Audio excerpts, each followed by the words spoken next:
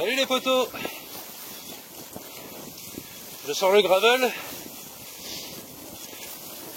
pour un petit rodage après entretien.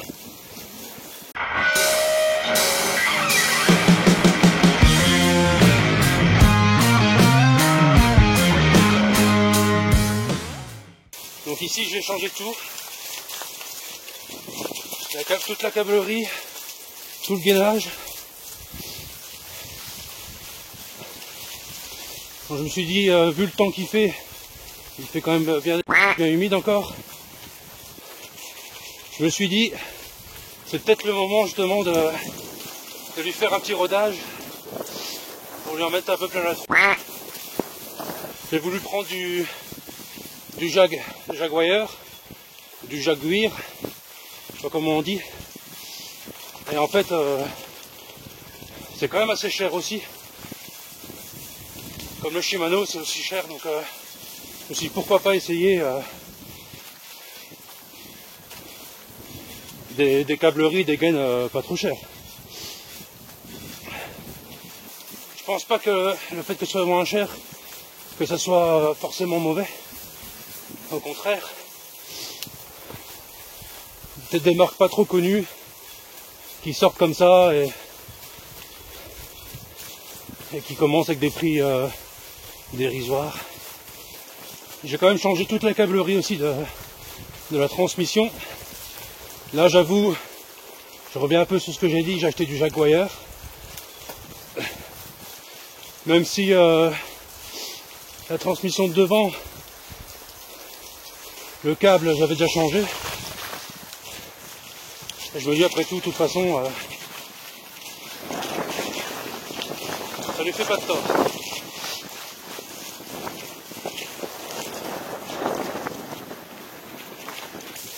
On va faire une petite descente. Vous la connaissez déjà, j'avais déjà pris avec le Dartmoor. On va prendre avec le gravel. Alors pour le moment, les câbles, les freins, ça va nickel. C'est un peu trop serré celui de devant. Enfin, ça je peux desserrer ça directement sur l'étrier. Excusez-moi, je me concentre quand même. Voilà.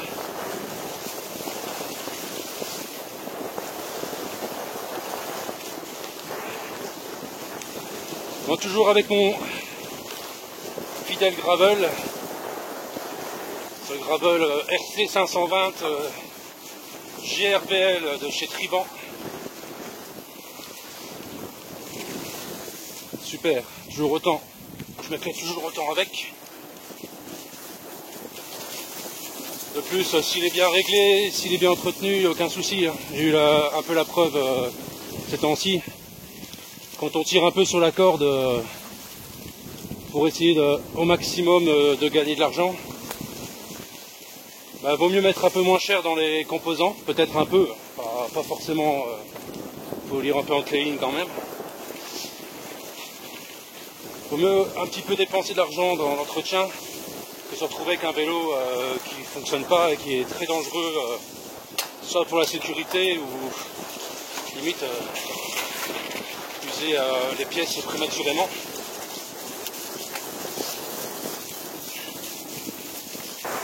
Alors, petite question. Pourquoi un gravel? Pourquoi un gravel? Bah, en fait, un gravel, déjà, ma façon de voir, ma façon de penser, c'est un peu, comme beaucoup le savent et comme beaucoup disent, c'est un peu à mi-chemin entre le vélo route et le VTT. Sans exagération, quoi. Comme je disais, tu vas pas commencer à faire des parcours de DH ou d'enduro avec un gravel. Bah, tu peux le faire, tu peux essayer. Mais je te donne pas en mille pour que tu te retrouves avec des blessures avant la fin de ta sortie, quoi. Donc moi j'ai choisi un gravel justement pour pouvoir faire un peu plus de distance, pouvoir aller à des endroits que je ne peux pas aller avec un vélo route, et pouvoir avoir un peu plus d'endurance sur la route. Voilà. Revoilà avec un petit rayon de soleil, enfin. Il y a quand même pas mal de plaques de verglas dans les bois. Ah bon voilà, ça fait travailler un petit peu l'équilibre, la dextérité. Je sais pas si on peut dire ça comme ça.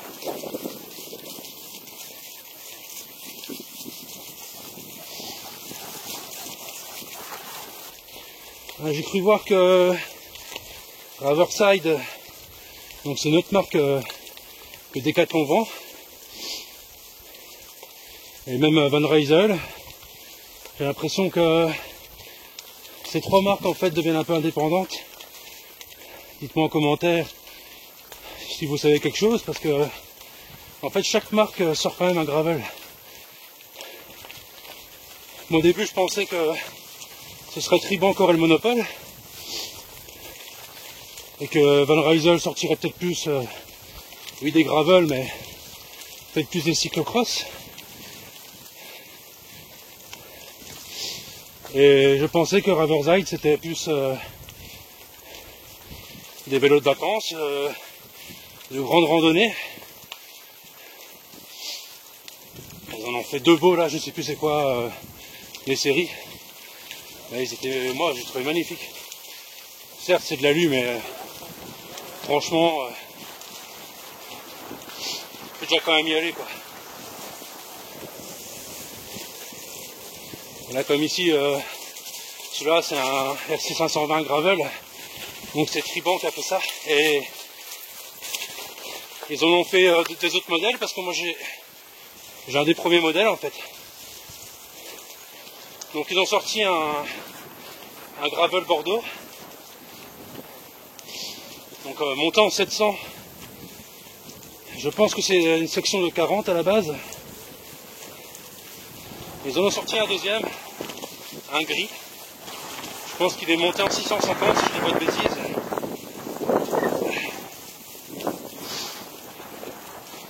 Mais voilà, les Decathlon ont quand même des bons vélos, rapport qualité-prix, que je trouve vraiment intéressant. Des beaux petits chemins un peu plus techniques. Il n'y a pas grand chose, hein, mais... Voilà, ici le VTT passe quand même mieux. Bon, le gravel ici ça passe, c'est pas si technique que ça. Voilà. Ah, c'est l'hiver, hein. L'hiver, c'est la gadouille, la gadouille. Je ne sais pas si je vous ai expliqué un peu l'histoire du gravel. D'après mes connaissances, en fait, je sais que le gravel provient des États-Unis à la base. Donc on n'a rien inventé nous ici en Europe. Sachant qu'aux États-Unis ils ont quand même des routes parfois qui tout simplement ils prenaient des bons vieux cadres. Je sais pas si c'était en acier ou en alu, hein, peu importe. Puis ils tapaient des gros pneus dessus avec des guidons de route ou quoi, et puis ils faisaient des bornes avec. Vraiment ce qui est bien sur ce vélo, c'est qu'il peut être à la fois confortable, bon, plus confortable peut-être sur la route pour certains, et à la fois polyvalent. Moi sur ce Triban, je vais monter une selle Brooks C17 ou C15. Je me trompe tout le temps en fait. Je crois que c'est plutôt la C15. Elle est confortable. Confortable.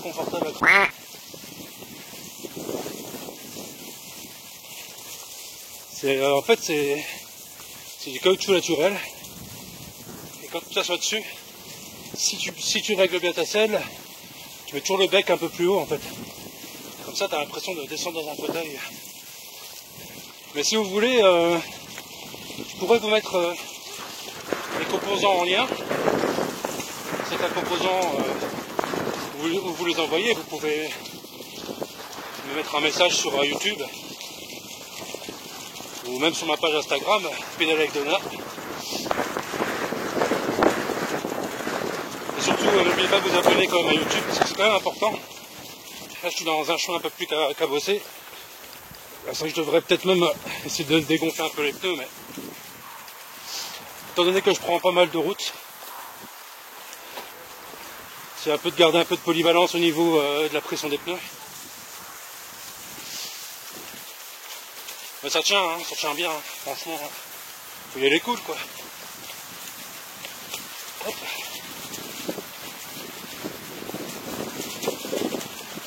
Comme je disais, c'est aussi le moment de tester tout mon nouveau câblage dans des conditions un peu plus chaotiques. Ce qui est bien aussi avec ce vélo, donc il est polyvalent, c'est que chacun l'utilise comme bon lui semble. Vélo taf, chemin dans les bois comme ici,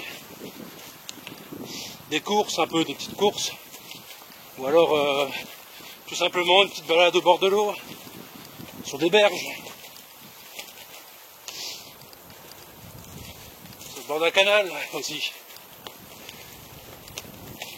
Chacun fait ce qu'il veut, aucun jugement là-dedans, surtout pas sur ma chaîne.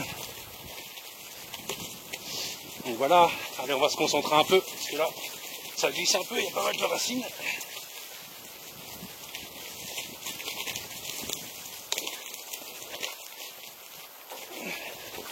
En fait j'ai découvert un peu cette discipline de gravel sur internet tout simplement. J'ai vu un gars une fois, même sur une rando. Il avait demandé aux organisateurs s'ils pouvaient prendre un gravel, si c'était praticable. Je me dis mais c'est quoi ce vélo? Et en fait c'était une rando VTT. Et le mec il est venu en gravel. Bon, c'était un peu juste quand même. Hein. Mais franchement il tartinait. Hein. C'est là que j'ai commencé à connaître un peu ce drôle des vélos. Qui après tout n'est pas vraiment drôle. Hein. On en voit de plus en plus. D'ailleurs franchement, je vais vous dire honnêtement, c'est pas beaucoup de vidéos que je fais, mais je vois la différence quand je fais une vidéo VTT et une vidéo gravel. Ah, pour le moment j'ai fait, je pense, ouais, il me semble que je fais qu'une seule vidéo gravel, et c'était avec Alicia. Et cette vidéo, c'est ça que j'ai plus de vues. Donc à mon avis les gens recherchent plus le gravel. Et c'est vrai que c'est quand même un monde passionnant. Bon, je me suis renseigné il n'y a pas si longtemps que ça parce que je me demandais si on pouvait mettre un dérailleur de VTT. Donc, vu que c'est un cadre plus typé route, je me dis il y a peut-être quand même moyen de trafiquer quelque chose pour faire un monoplateau, parce que des fois les anciens dérailleurs de chez Shimano en 11 vitesses, ils sont parfois moins chers que les dérailleurs de véloroute ou de gravel quoi.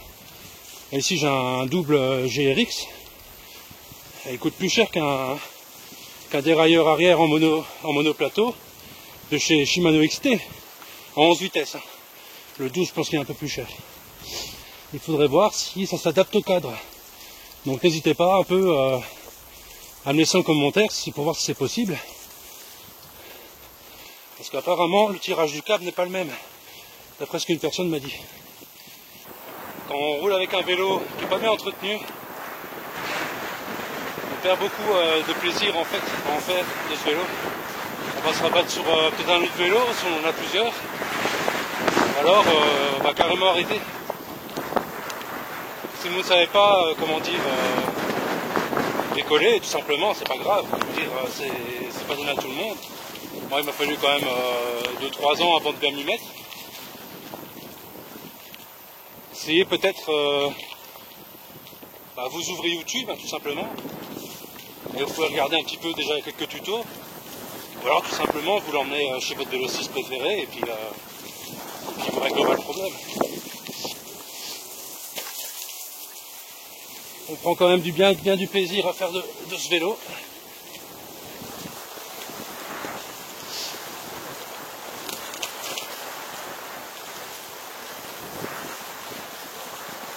ça fait depuis 2018 que j'en fais, pas du gravel mais du VTT. Et le gravel, bah, j'ai acheté celui-là en janvier 2021, donc en 2023. Il fait presque 2 ans, hein. Quand même. Quand on y pense, c'est pas mal.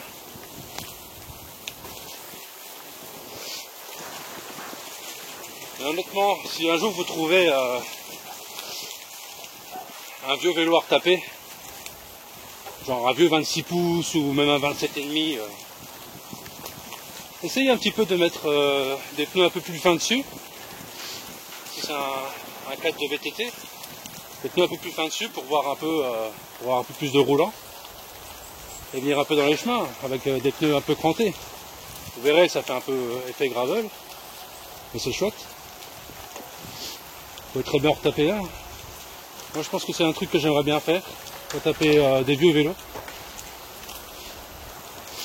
Il existe un Facebook d'ailleurs, c'est Gravel It Yourself. Mon anglais n'est pas très bon, désolé. Et sur ce groupe-là, vous pouvez trouver vraiment de tout comme vélo. Le mieux encore, je pense que c'est de trouver des bons vieux cadres en acier. Et là, on peut faire ce qu'on veut, l'acier c'est costaud. Hein. Sur ce, c'est ici que s'achève ma sortie. Donc surtout n'oublie pas, entretiens bien ton vélo car tu peux perdre beaucoup de plaisir à rouler avec un vélo qui est pas très bien entretenu et franchement ça vaut vraiment pas le coup. Alors surtout n'oublie pas, abonne-toi et moi je te dis à bientôt. Salut!